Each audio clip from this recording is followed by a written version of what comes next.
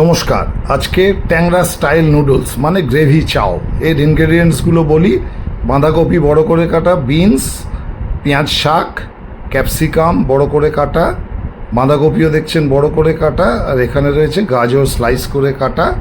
এখানে চিকেন সেদ্ধ করা আছে, চিকেন নাও দিতে পারেন, পেঁয়াজ, কাঁচা লঙ্কা, রসুন, আর এখানে একটু জিরে রয়েছে, এটা আমার ইনভেনশন, পরে বলছি।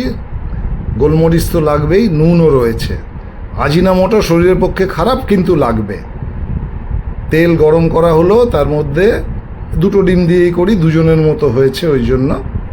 ডিমটাকে ফ্রাই করে নেওয়া হলো একটু নুন দিয়ে, তার মধ্যে চিকেনটা একটু ফ্রাই করে নিলে আমাদের ভালো লাগে।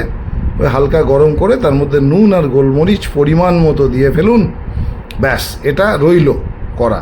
এবার যে জিরেটা, সেটা তেলের মধ্যে একটু জিরে দেয়া হলো। এবার যে নুডলসটা সেদ্ধ করা আছে, ওই নুডলসটা জিরের মধ্যে দিয়ে বানিয়ে ফেলতে হবে।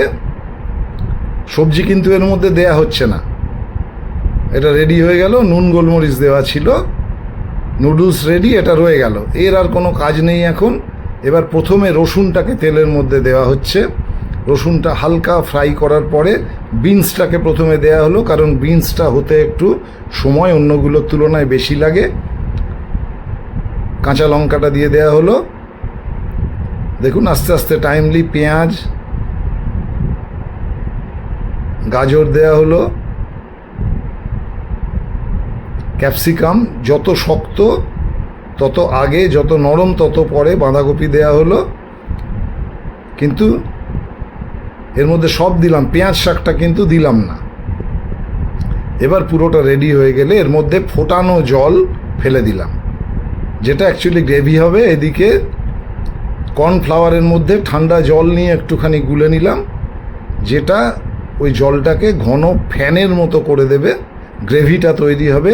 এর মধ্যে চিকেন এবং ডিমটা ফেলা হলো, এটা কিন্তু ক্রমশ ঘন হয়ে আঠা হয়ে যাবে। কর্নফ্লাওয়ারের জলটা দেবার পর গোলমরিচ, নুন এর মধ্যে আমরা দিয়ে দিলাম, ক্রমশ এটা জমে যাচ্ছে। হালকা আজিনামোটো দেয়া আছে। এবার চাউমিনটা একটা এরকম বোলের মধ্যে রেখে ওখান থেকে রান্না কিন্তু রেডি। অসাধারণ খেতে লাগে, করে দেখবেন। আরে ওয়াও, করে দেখ।